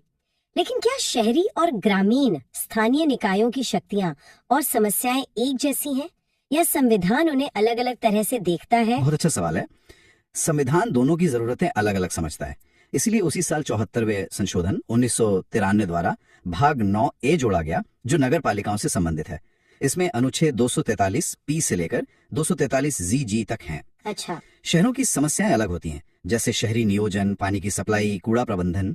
ये संशोधन इन समस्याओं से निपटने के लिए नगर निगम, नगर पालिका परिषदों जैसे निकायों को शक्तियां और जिम्मेदारियां देता है। तो मतलब ढांचा एक जैसा है, लेकिन काम का स्वरूप अलग है। बिल्कुल। और इसी कड़ी में सबसे नया है भाग 9B, जो सहकारिता यानी कोऑपरेटिव सोसाइटीज के बारे में। हाँ, इसे 97वें संशोधन 2011 में जोड़ा गया। इसका उद्देश्य देश भर में सहकारी समितियों को मजबूत करना था। ये समितियां अर्थव्यवस्था का एक महत्वपूर्ण हिस्सा हैं, खासकर कृषि और बैंकिंग क्षेत्र में। यह संशोधन उनके लोकतांत्रिक, स्वायत्त और पेशेवर कामकाज को बढ़ावा देने के लिए नियम तय करता है। तो हमने देखा कि सत्ता कैसे सबसे निचले स्तर तक पहुंचती है, लेकिन संविधान कुछ क्षेत्रों के लिए विशेष प्रावधान भी करता है, जैसा कि भाग 10 में है। बिल्कुल। भाग 10 अनुसूचित और जनजातीय क्षेत्रों के प्रशासन से संबंधित है। इसका मुख्य अनुच्छेद है 244। इसी अनुच्छेद से शक्ति लेकर SC/ST एक्ट 1989 जैसे कानून बने, ताकि इन समुदायों को अत्याचार से बचाया जा सके। इसी में एक और विशेष अनुच्छेद है 244 का, जी, जो विशेष रूप से असम के कुछ जनजातीय क्षेत्रों के लिए एक स्वायत्त राज्य के निर्माण का रास्ता बनाता है। तो क्या ये कहना सही होगा कि संविधान निर्माता इस बात को लेकर बहुत सजग थे कि एक साइज सब पर फिट नहीं होगा, और इसीलिए उन्होंने कुछ क्षेत्रों की विशेष संस्कृति और जरूरतों को ध्यान में रखते हुए ऐसे विशेष प्रावधान रखे? आपने बिल्कुल सही समझा। यही भारतीय संविधान की खूबसूरती है। ये विविधता को पहचानता है और उसका सम्मान करता है। तो हमने देखा कि शक्ति नीचे तक कैसे जाती है। अब उस क्लासिक रस्साकशी पर आते हैं जो हमेशा चलती रहती है, केंद्र और राज्यों के बीच शक्ति का संतुलन। ये भारतीय संघवाद का मूल है। ये हमें भाग 11 में मिलता है, जो अनुच्छेद 245 से 263 तक फैला है। यह हिस्सा केंद्र और राज्यों के बीच विधायी, प्रशासनिक और वित्तीय संबंधों का पूरा खाका खींचता है। यह तय करता है कि कौन किस विषय पर कानून बना सकता है। इसी में अनुच्छेद 249 बहुत दिलचस्प है, जहां केंद्र राज्य सूची के विषय पर भी कानून बना सकता है। ये तो संघीय ढांचे के मूल सिद्धांत के थोड़ा खिलाफ नहीं लगता? हाँ, पहली नजर में ऐसा लग सकता है, लेकिन संविधान ने इसके लिए एक बहुत मजबूत शर्त रखी है। ऐसा तभी हो सकता है जब राज्यसभा, जो कि राज्यों का सदन है, अपने उपस्थित और मतदान करने वाले सदस्यों के 2/3 बहुमत से ये संकल्प पारित करे कि ऐसा करना राष्ट्रीय हित में जरूरी है। अच्छा, तो ये एक तरह का सेफ्टी वॉल्व है। बिल्कुल, ताकि केंद्र मनमाने ढंग से राज्यों के अधिकार क्षेत्र में दखल न दे। और ये कानून हमेशा के लिए नहीं होता, एक बार में सिर्फ 1 साल के लिए लागू होता है। हाँ, शर्त तो है, लेकिन आलोचक कहते हैं कि राष्ट्रीय हित एक बहुत व्यापक शब्द है जिसका केंद्र दुरुपयोग कर सकता है। क्या इस पर कभी विवाद हुआ है? विवाद तो हुए हैं, और ये बहस का एक स्थायी विषय है। लेकिन संवैधानिक व्यवस्था यही है कि राज्यों का प्रतिनिधित्व करने वाली राज्यसभा ही इसकी अनुमति देगी। इसके अलावा भी कुछ विशेष परिस्थितियां हैं जहां केंद्र को यह शक्ति मिलती है। तो मतलब केंद्र के पास कुछ मास्टर कीज है जो उसे राज्य सूची के दरवाजे खोलने की इजाजत देती हैं। वाह, क्या बढ़िया तरीका है इसे समझाने का। बिल्कुल, ये मास्टर कीज हैं। पहली अनुच्छेद 250, जो राष्ट्रीय आपातकाल के दौरान संसद को राज्य सूची के किसी भी विषय पर कानून बनाने की शक्ति देता है। ओके। दूसरी अनुच्छेद 252, जब 2 या 2 से अधिक राज्य खुद संसद से ऐसा करने का अनुरोध करें। और तीसरी अनुच्छेद 253, किसी अंतर्राष्ट्रीय संधि या समझौते को लागू करने के लिए। और इस तीसरे मामले में तो राज्यों की अनुमति की भी जरूरत नहीं होती। जी नहीं, बिल्कुल जरूरत नहीं होती। ये तो शक्तियों के बंटवारे की बात हुई, लेकिन जब राज्यों के बीच ही विवाद हो जाए, जैसे नदी जल को लेकर, जो कि एक बहुत ही संवेदनशील मुद्दा है, तो संविधान क्या रास्ता दिखाता है? संविधान ने इसके लिए भी शांतिपूर्ण समाधान का तंत्र बनाया है। अनुच्छेद 262 संसद को अंतर नदीय जल विवादों के निपटारे के लिए कानून बनाने की शक्ति देता है और इसी के तहत समय समय पर विभिन्न नदी जल विवाद न्यायाधिकरणों का गठन होता है। और इसके अलावा अनुच्छेद 263 अंतरराज्यीय परिषद की स्थापना का प्रावधान करता है। ये एक मंच है जहां राज्य और केंद्र मिलकर आपसी विवादों को सुलझा सकते हैं और बेहतर समन्वय बना सकते हैं। तो ये तो हुई पैसे और कानून की बात, लेकिन इन कानूनों को लागू करने और प्रशासन को चलाने के लिए संसाधन भी तो चाहिए। सारा खेल तो आखिर में वित्त पर ही आकर टिकता है। बिल्कुल सही। इसका जवाब हमें भाग 12 में मिलता है, जो वित्त, संपत्ति और अनुबंधों से संबंधित है। इसके अनुच्छेद 264 से 300A तक हैं। ये केंद्र राज्य के वित्तीय संबंधों की रीढ़ है। इसमें सबसे जरूरी बातें क्या है? सबसे पहले अनुच्छेद 265 जो लोकतंत्र का एक मूल सिद्धांत स्थापित करता है। इसका सीधा सा मतलब है सरकार अपनी मर्जी से जनता पर कोई भी टैक्स नहीं लगा सकती। पहले कानून पास करवाना होगा। हाँ, पहले उसे संसद से बाकायदा कानून पास करवाना होगा। नो टैक्सेशन विदाउट रिप्रेजेंटेशन वाला सिद्धांत यहीं से आता है। और ये सारा पैसा जो टैक्स से आता है वो जाता कहाँ है? वो जाता है भारत की संचित निधि यानी कंसोलिडेटेड फंड में, जिसका प्रावधान अनुच्छेद 266 में है। इसे आप सरकार के मेन सैलरी अकाउंट की तरह समझ सकते हैं, जिसमें सारा पैसा आता है और जिससे संसद की अनुमति से ही सारे खर्चे होते हैं। और अगर अचानक कोई आपदा आ जाए और संसद का सत्र न चल रहा हो तब क्या होगा? उसके लिए संविधान ने एक इमरजेंसी फंड बनाया है, आकस्मिक निधि यानी कंटिंजेंसी फंड, जिसका वर्णन अनुच्छेद 267 में है। इसे सरकार का इमरजेंसी क्रेडिट कार्ड या एक गुल्लक समझ सकते हैं, जो राष्ट्रपति के पास रखी होती है ताकि अचानक आई मुसीबत के लिए संसद की मंजूरी का इंतजार न करना पड़े। और बाद में स्वीकृति ली जाती है? हाँ, बाद में संसद से इसकी स्वीकृति ले ली जाती है। वित्त आयोग के बारे में भी बहुत सवाल पूछे जाते हैं, इसकी भूमिका क्या है? अनुच्छेद 280 के तहत राष्ट्रपति हर 5 साल में एक वित्त आयोग का गठन करते हैं।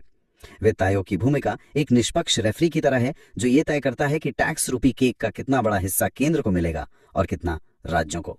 ये सिर्फ बंटवारे की सिफारिश नहीं करता, बल्कि ये भी बताता है कि राज्यों को सहायता कैसे दी जाए। इसकी सिफारिशें भारत के राजकोषीय संघवाद की नींव हैं। और संपत्ति का अधिकार, जो कभी मौलिक अधिकार था, उसका क्या हुआ? उसे 44वें संविधान संशोधन 1978 द्वारा मौलिक अधिकारों की सूची से हटाकर भाग 12 में ही अनुच्छेद 300 क के तहत एक कानूनी अधिकार बना दिया गया। अच्छा, तो अब ये एक कानूनी अधिकार है। जी। इसका मतलब ये है कि सरकार कानून की प्रक्रिया का पालन किए बिना किसी को उसकी संपत्ति से वंचित नहीं कर सकती, लेकिन अब ये मौलिक अधिकार नहीं है जिसके उल्लंघन पर आप सीधे सुप्रीम कोर्ट जा सकें।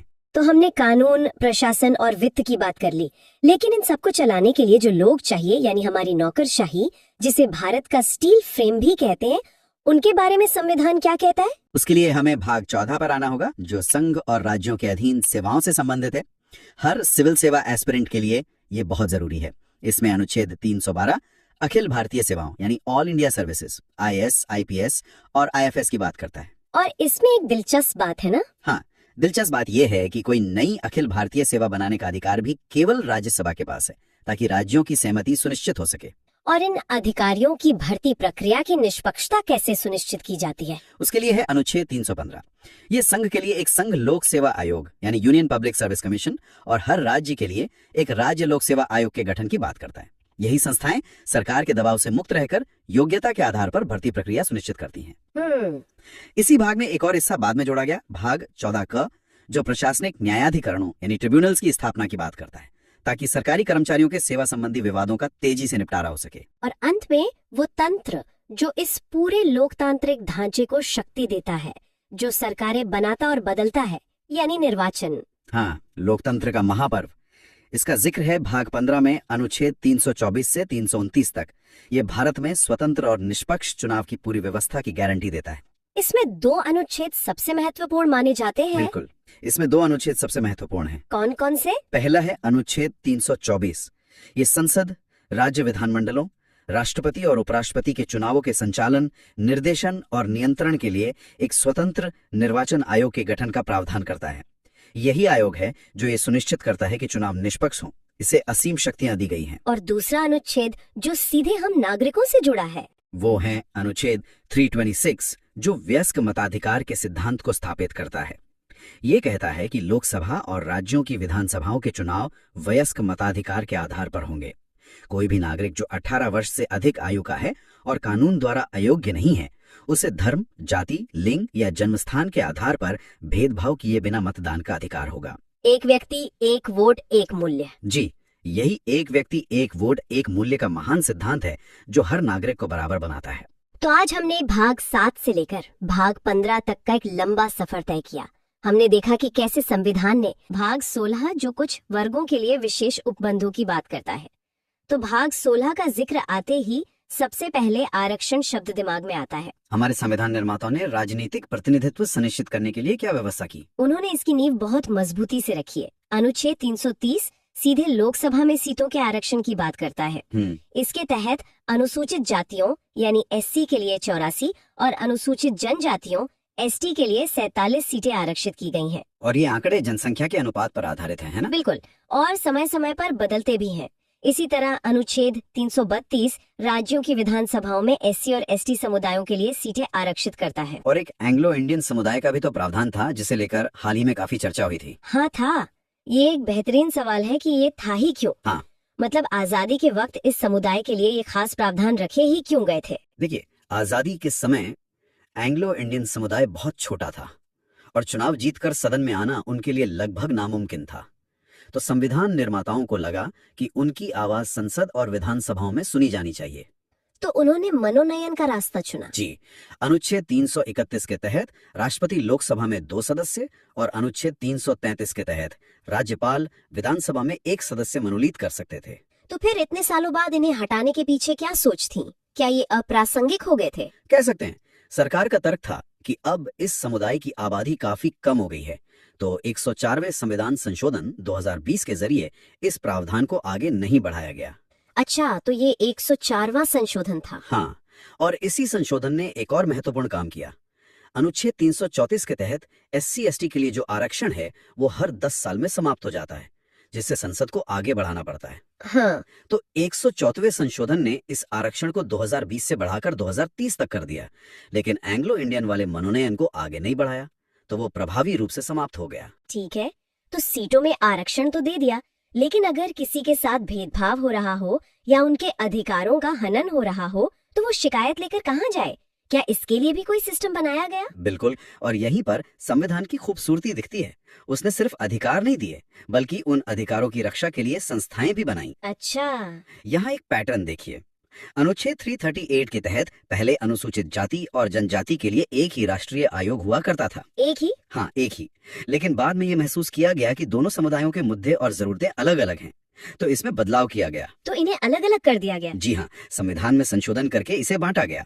आज की स्थिति यह है कि अनुच्छेद 338 राष्ट्रीय अनुसूचित जाति आयोग मतलब एससी कमीशन की बात करता है। ठीक है। फिर अनुच्छेद 338 का राष्ट्रीय अनुसूचित जनजाति आयोग यानी एसटी कमीशन का प्रावधान करता है। और ओबीसी के लिए भी है ना? हाँ, फिर 2018 में एक और संशोधन के जरिए अनुच्छेद 338 ख जोड़कर राष्ट्रीय अन्य पिछड़ा वर्ग आयोग मतलब अदर बैकवर्ड क्लास कमीशन को भी संवैधानिक दर्जा दे दिया गया। एक मिनट, यहाँ एक और पिछड़ा वर्ग आयोग का भी तो जिक्र आता है अनुच्छेद 340 में। इन दोनों में क्या फर्क है? ये एक बहुत बारीक लेकिन महत्वपूर्ण अंतर है और यहाँ से सवाल बनते हैं।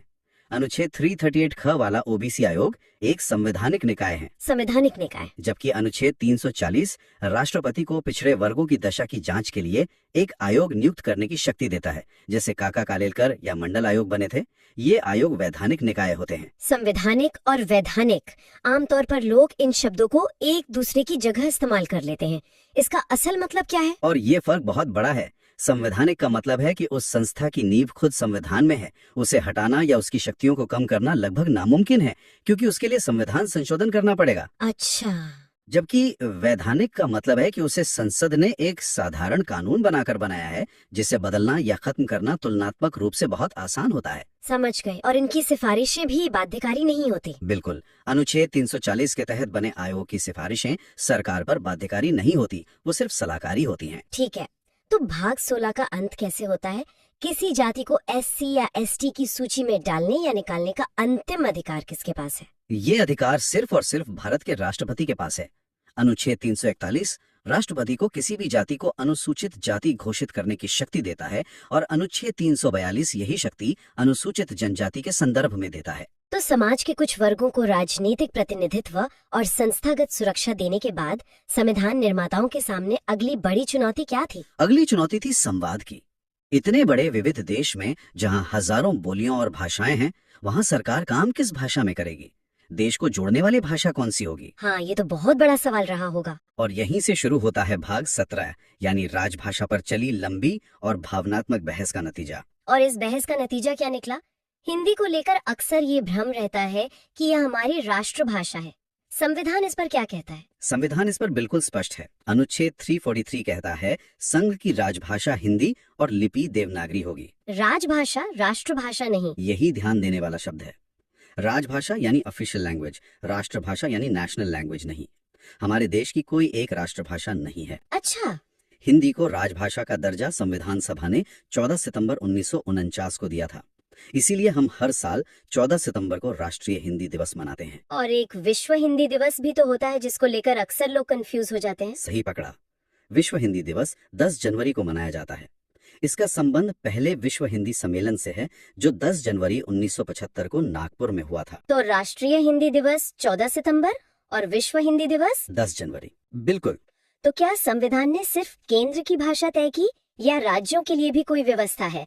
और उन लोगों का क्या जिनकी भाषा हिंदी नहीं है? संविधान ने इस विविधता का पूरा सम्मान किया। अनुच्छेद 345 राज्यों को अपनी एक या एक से अधिक राजभाषा चुनने का अधिकार देता है। इसीलिए आप देखती हैं कि पंजाब में पंजाबी, तमिलनाडु में तमिल और पश्चिम बंगाल में बंगाली आधिकारिक कामकाज की भाषा है। इससे भी आगे जाकर अनुच्छेद 350 का एक बहुत ही प्रगतिशील बात कहता है। ये कहता है कि भाषाई अल्पसंख्यकों को प्राथमिक स्तर पर शिक्षा उनकी अपनी मातृभाषा में देने का पूरा प्रयास किया जाना चाहिए। ये तो सच में बहुत गहरी सोच है। और हिंदी के विकास के लिए भी कोई निर्देश है? हाँ, अनुच्छेद 351 केंद्र सरकार को ये जिम्मेदारी देता है कि वो हिंदी भाषा के विकास और प्रसार के लिए काम करे। साथ ही अनुच्छेद 344 में एक राजभाषा आयोग के गठन का भी प्रावधान है। तो सामाजिक और भाषाई चुनौतियों से निपटने के बाद अब हम एक बहुत ही गंभीर विषय पर आते हैं। तब क्या हो जब देश पर ही कोई संकट आ जाए, युद्ध, विद्रोह या कोई आर्थिक तबाही? बिल्कुल। अब हम बात कर रहे हैं भाग 18 की, यानी आपातकालीन प्रावधानों की। ये वो सेफ्टी वॉल्व है जो संविधान निर्माताओं ने देश को असाधारण परिस्थितियों से बचाने के लिए बनाया था। और इसकी प्रेरणा जर्मनी के संविधान से ली गई है ना? जी हाँ, जर्मनी के वाइमर संविधान से। इसमें 3 तरह के आपातकाल की चर्चा है। कौन कौन से हैं ये 3? पहला और सबसे गंभीर है अनुच्छेद 352 के तहत राष्ट्रीय आपातकाल। ये तब लगता है जब युद्ध, बाहरी आक्रमण या सशस्त्र विद्रोह से देश की सुरक्षा को खतरा हो। ये अब तक 3 बार लगा है। हाँ, अब तक देश में 3 बार लगाया गया है। 1962 में चीन युद्ध के समय, 1971 में पाकिस्तान युद्ध के समय और 1975 में। 1975 वाला आपातकाल तो आंतरिक अशांति के आधार पर लगा था, जो काफी विवादास्पद था। एकदम सही। और उसी विवाद के कारण बाद में 44वें संविधान संशोधन के जरिए आंतरिक अशांति जैसे अस्पष्ट शब्द को हटाकर उसकी जगह सशस्त्र विद्रोह यानी आर्म्ड रिबेलियन शब्द डाल दिया गया, ताकि इसका दुरुपयोग ना हो सके। बिल्कुल। और दूसरा आपातकाल? दूसरा है अनुच्छेद 356, जिसे हम आम भाषा में राष्ट्रपति शासन कहते हैं। ये तब लगाया जाता है जब किसी राज्य का संवैधानिक तंत्र विफल हो जाए। इसे राजकीय आपात भी कहते हैं। लेकिन राष्ट्रपति शासन का तो बहुत ज्यादा राजनीतिक दुरुपयोग होने के भी आरोप लगते रहे। हाँ, लगते रहे। जबकि संविधान निर्माताओं ने इसे एक डेड लेटर यानी मृत पत्र की तरह देखा था, जिसका इस्तेमाल शायद ही कभी हो, लेकिन हकीकत में इसका बहुत इस्तेमाल हुआ है। और इसके दुरुपयोग की क्षमता को एक और अनुच्छेद बढ़ा देता है जो भाग 19 में छिपा है। भाग 19? वो तो प्रकीर्ण यानी मिसलेनियस विषयों पर है। उसका आपातकाल से क्या लेना देना? यही तो संविधान की परतों को खोलने का मजा है। भाग 19 का अनुच्छेद 365 कहता है कि अगर कोई राज्य केंद्र सरकार द्वारा दिए गए दिशा निर्देशों का पालन करने में असफल रहता है तो राष्ट्रपति यह मान सकते हैं कि उस राज्य में संवैधानिक तंत्र विफल हो गया है। 1 मिनट, लेकिन ये तो बहुत खतरनाक लग रहा है। इसका मतलब तो ये हुआ कि केंद्र सरकार किसी भी राज्य में अपनी मर्जी से राष्ट्रपति शासन लगा सकती है। आपकी आशंका बिल्कुल जायज है। यह अनुच्छेद 356 को लागू करने का एक और आधार दे देता है और केंद्र को राज्यों के ऊपर एक जबरदस्त शक्ति प्रदान करता है। और तीसरा आपातकाल? तीसरा है अनुच्छेद 360 यानी वित्तीय आपातकाल। यह तब लगाया जा सकता है जब देश की वित्तीय स्थिरता को खतरा हो। सौभाग्य से भारत में आज तक इसे लगाने की नौबत नहीं आई है। तो हमने देखा कि संविधान संकट से कैसे निपटता है, लेकिन समय के साथ समाज बदलता है, जरूरतें बदलती हैं। क्या संविधान में खुद को बदलने की कोई व्यवस्था है? और यही चीज हमारे संविधान को एक जीवंत दस्तावेज बनाती है। इसका जवाब है भाग 20 का इकलौता और शायद सबसे शक्तिशाली अनुच्छेदों में से एक अनुच्छेद 368। अच्छा, यही अनुच्छेद संसद को संविधान में संशोधन करने की प्रक्रिया और शक्ति दोनों देता है। पर क्या ये शक्ति असीमित है? क्या संसद पूरे संविधान को बदल सकती है? नहीं, यहीं पर न्यायपालिका की भूमिका आती है। प्रसिद्ध केशवानंद भारती मामले में सुप्रीम कोर्ट ने मूल संरचना यानी बेसिक स्ट्रक्चर का सिद्धांत दिया, जिसका मतलब है कि संसद संविधान के मूल ढांचे को नहीं बदल सकती। बिल्कुल, जैसे लोकतंत्र, धर्मनिरपेक्षता, शक्तियों का बंटवारा, इन सबको नहीं बदला जा सकता। चलिए अब हम भाग 21 पर आते हैं, जिसमें कुछ अस्थायी और विशेष प्रावधान है। इसमें अनुच्छेद 371 है, जिसकी सूची याद करना हमेशा से एक चुनौती रही है। हाँ, रही है। लेकिन ये विशेष प्रावधान कुछ राज्यों को दिए ही क्यों गए हैं? ये सूची सिर्फ याद करने के लिए नहीं है, ये भारत की विविधता की कहानी बताती है। हर राज्य की अपनी खास ऐतिहासिक, सांस्कृतिक या भौगोलिक वजह थी। जैसे अनुच्छेद 371A नागालैंड के लिए है, ये उनके पारंपरिक कानूनों और भूमि अधिकारों की रक्षा के लिए था। अच्छा, तो हर अक्षर के पीछे एक पूरी कहानी है। बिल्कुल। तो इस सूची को याद रखने का कोई आसान तरीका है? आसान तो नहीं, पर एक क्रम है जिसे दोहराना पड़ता है। इसे ऐसे देख सकते हैं। बताइए। बिना किसी अक्षर के अनुच्छेद 371 महाराष्ट्र और गुजरात के विकास बोर्डों की बात करता है। ठीक है, महाराष्ट्र, गुजरात। फिर अक्षर शुरू होते हैं। ए से नागालैंड, बी से असम, सी से मणिपुर। ए नागालैंड, बी असम, सी मणिपुर। हाँ, डी और ई दोनों आंध्र प्रदेश से जुड़े हैं, खासतौर पर वहाँ की यूनिवर्सिटी को लेकर। डी और ई आंध्र प्रदेश। एफ से सिक्किम, ये बहुत महत्वपूर्ण है। जी से मिजोरम, एच से अरुणाचल प्रदेश, आई से गोवा और अंत में जे से कर्नाटक। वाह, ये क्रम तो याद रखना पड़ेगा। हाँ, मैंने तो इसे कहानी बनाकर याद किया था, पर वो थोड़ी लंबी हो जाएगी। तो अब हम संविधान के बिल्कुल अंत में आ गए हैं। भाग 22। इस महान दस्तावेज का समापन कैसे होता है? इसका समापन भाषणों से नहीं, बल्कि कुछ अंतिम औपचारिकताओं से होता है जो दस्तावेज को पूरा करती हैं। अनुच्छेद 393 इस दस्तावेज का संक्षिप्त नाम बताता है, भारत का संविधान, द कॉन्स्टिट्यूशन ऑफ इंडिया। जी। और इसके लागू होने की तारीख? वो अनुच्छेद 394 में बताई गई है, 26 जनवरी 1950। ठीक है। हालांकि ये जानना दिलचस्प है कि नागरिकता, चुनाव जैसे कुछ जरूरी अनुच्छेद 26 नवंबर 1949 को ही लागू कर दिए गए थे। मजे की बात है, हमारा संविधान मूल रूप से तो सिर्फ अंग्रेजी में लिखा गया था। इसके हिंदी संस्करण का क्या हुआ? बहुत अच्छा पॉइंट है। सालों बाद 1987 में 58 संशोधन के जरिए अनुच्छेद 394 क जोड़ा गया, जो संविधान के हिंदी में प्राधिकृत पाठ यानी ऑथराइज्ड टेक्स्ट का प्रावधान करता है। मतलब अपने ही देश के संविधान का आधिकारिक हिंदी रूप आने में 37 साल लग गए। हाँ, कह सकते हैं। तो जैसे ही ये नया संविधान लागू हुआ, जो पुराने कानून थे जो ब्रिटिश काल से चले आ रहे थे, उनका क्या हुआ? उसके लिए है हमारा अंतिम अनुच्छेद 395। ये एक तरह से पुराने युग का अंत और नए युग की शुरुआत की घोषणा करता है। अच्छा। ये स्पष्ट करता है कि भारत के संविधान के लागू होते ही भारत सरकार अधिनियम 1935 और भारतीय स्वतंत्रता अधिनियम 1947 जैसे सभी पुराने अधिनियम रद्द हो गए, रिपील हो गए, और इसी के साथ भारत पूरी तरह से एक नए संप्रभु, गणतांत्रिक और संवैधानिक युग में प्रवेश कर गया। बिल्कुल। तो अनुच्छेद 1 से लेकर 395 तक इन सभी अनुच्छेदों के साथ हमने भारतीय संविधान की अपनी यात्रा पूरी की। ये एक शानदार सफर था जिसमें हमने संविधान की हर बारीकी को समझने की कोशिश की। बिल्कुल। हमने देखा कि कैसे हमारा संविधान सिर्फ नियमों की किताब नहीं, बल्कि एक राष्ट्र के सपनों, आकांक्षाओं और चुनौतियों का प्रतिबिंब है। तो इस पूरी यात्रा के अंत में हमारे श्रोताओं के लिए आज का विचारणीय प्रश्न क्या है? आज जब हमने अनुच्छेद 368 यानी संविधान संशोधन की प्रक्रिया को देखा, तो ये एक गहरा प्रश्न उठाता है। संविधान की मूल संरचना की अवधारणा जिससे न्यायालय ने विकसित किया है, क्या वो संसद की संशोधन की शक्ति पर एक जरूरी नियंत्रण है ताकि संविधान की आत्मा बची है, या फिर ये जनता द्वारा चुनी हुई विधायिका के अधिकार क्षेत्र में एक न्यायिक अतिक्रमण है? इस पर सोचिएगा।